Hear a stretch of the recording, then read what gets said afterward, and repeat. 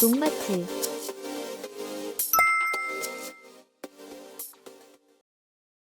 오늘의 영상 시작 전 정말 중요한 정보 하나 전달해 드리겠습니다.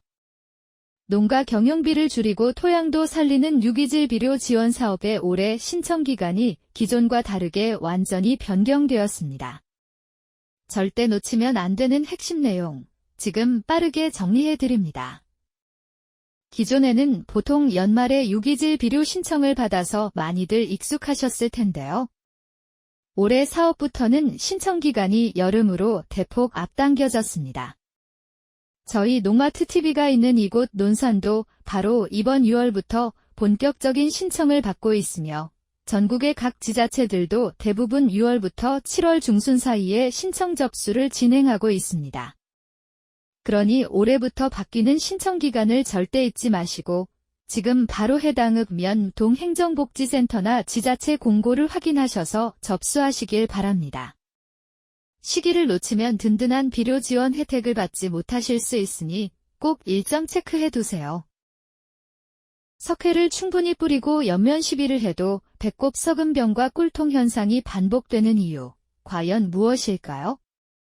오늘은 많은 농가가 잘못 알고 있는 칼슘 관리의 3가지 오해와 작물이 실제로 칼슘을 흡수하는 핵심 원리를 알려드리겠습니다. 첫 번째로 많은 농가에서 석회를 뿌리면 당연히 칼슘이 충분히 공급될 것이라고 생각합니다.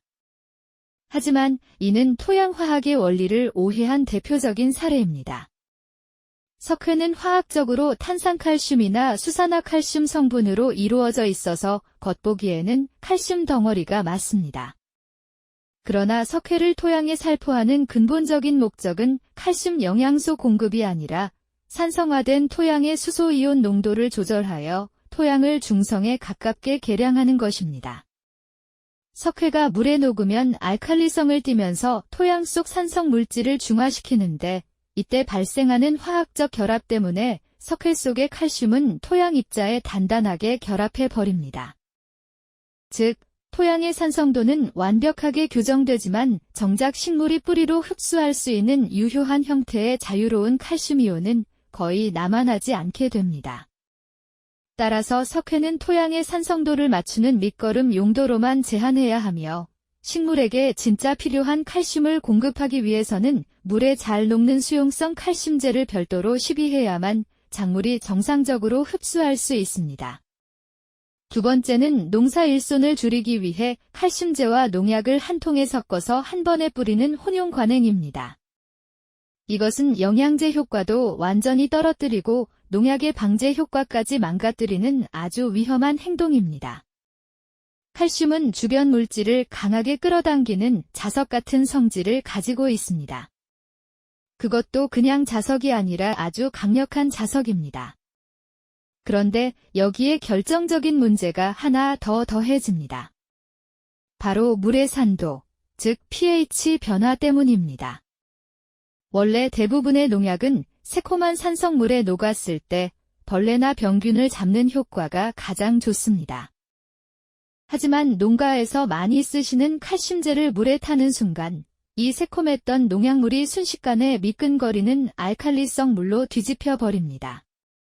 이렇게 물이 알칼리성으로 바뀌면 농약은 입에 닿기도 전에 물통 안에서 약효 성분이 스스로 깨지고 분해되어 맹탕이 됩니다.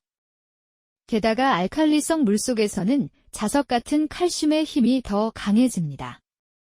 안 그래도 힘센 칼슘이 주변 농약 성분을 미친 듯이 끌어당겨 떡처럼 뭉쳐버리고 결국 물에 녹지 않은 미세한 돌가루 같은 찌꺼기를 만들어냅니다. 서로 엉겨붙어서 거대한 덩어리가 되니 농약은 방제 효과를 완전히 잃어버리고 칼슘 역시 식물이 흡수할 수 없는 상태가 되어버려 아무리 열심히 뿌려도 허공에 돈을 날리는 꼴이 됩니다. 더 심각한 문제는 눈에 보이지 않는 이 미세한 찌꺼기들이 살포기 노즐을 꽉 막히게 하거나 잎과 과일에 달라붙어 지저분한 얼룩을 남기고 심하면 작물에 약해를 입힌다는 점입니다. 물론 최근에는 농약과 섞어 뿌려도 찌꺼기가 생기지 않고 산도를 깨뜨리지 않은 특수 혼용 가능 칼슘제들이 새로 나와 있기는 합니다. 이런 제품들은 바쁜 일손을 덜어주는데 큰 도움이 되지만 일반 칼슘제는 여전히 농약을 망가뜨리기 때문에 제품 포장지에 혼용이 가능하다고 확실하게 적혀있는 특수 제품이 아니라면 칼슘제는 반드시 단독으로 살포하셔야 안전합니다. 세 번째는 칼슘은 무조건 입에 뿌리는 연면 12로만 줘야 결핍증이 다 해결된다고 믿는 점입니다.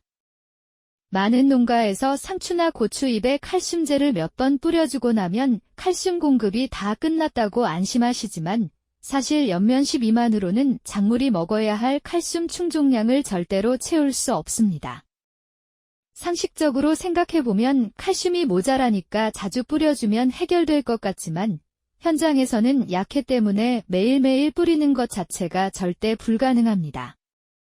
작물의 잎이 하루에 흡수할 수 있는 칼슘량은 정해져 있는데 부족한 양을 채우겠다고 욕심을 부려 매일 반복해서 뿌려버리면 미처 흡수되지 못한 비료 성분이 잎 표면에 과도하게 쌓이면서 잎사귀가 시커멓게 타 들어가거나 농사를 통째로 망치는 치명적인 약해가 발생하고 맙니다.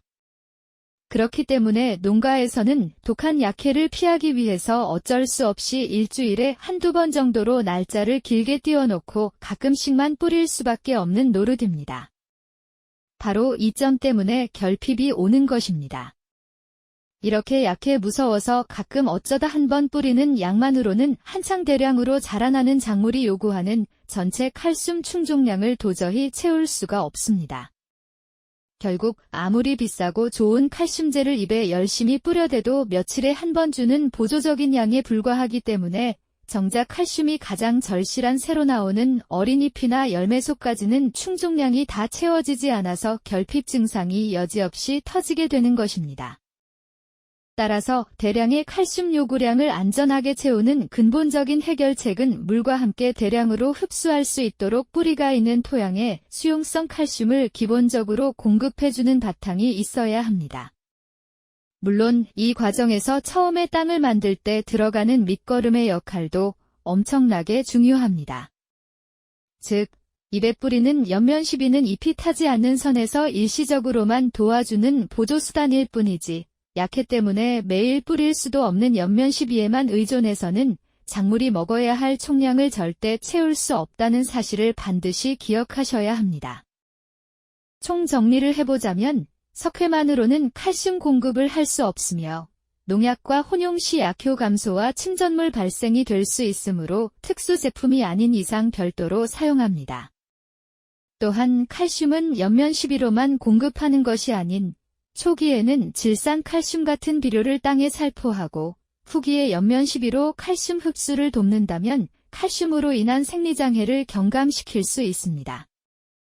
오늘 영상에서 도움이 되셨다면 구독과 좋아요, 알람 설정을 누르시고 계속해서 농마트TV를 통해 정확한 농업 정보를 받아보시기 바랍니다. 저희는 매일 영상이 업로드되고 있으니 다양한 농업 관련 지식, 정보, 자재 등을 농마트TV를 통해 접해보실 수 있습니다. 특히 농마트TV에서 소개해드린 제품들은 저희가 직접 선별해서 검증된 농자재만 취급하고 있습니다. 제품 구매는 영상 설명란이나 댓글에 있는 링크를 통해 농마트 공식 사이트에서 구매가 가능하며 쿠팡, 네이버 스마트 스토어에서 온라인 주문이 가능하며 전화로도 주문이 가능합니다. 네이버에 농마트TV라고 검색하시면 더 쉽게 찾아보실 수 있습니다. 비료, 영양제, 토양개량제부터 농업에서 꼭 필요한 자재들까지 농가분들께 도움이 되도록 구성되어 있습니다. 특히 해외에서 검증된 자재들과 비료들을 직접 수입하고 있으니 더 다양하고 더 저렴한 가격으로 만나보실 수 있습니다. 또한 시기별 할인과 이벤트, 묶음 특가, 그리고 실제 농가에 도움이 되는 프로모션도 계속 진행되고 있으니 꼭 놓치지 마시고 꼭 확인해 보시길 바랍니다. 특히 전화 또는 매장에 찾아오셔서 상담도 가능하니 많은 관심 부탁드리겠습니다. 앞으로도 현장에서 바로 써먹을 수 있는 정보와 효과로 증명되는 농제자만을 정확하게 전달해 드리겠습니다. 다음 영상에서 더 중요한 내용으로 이어가겠습니다.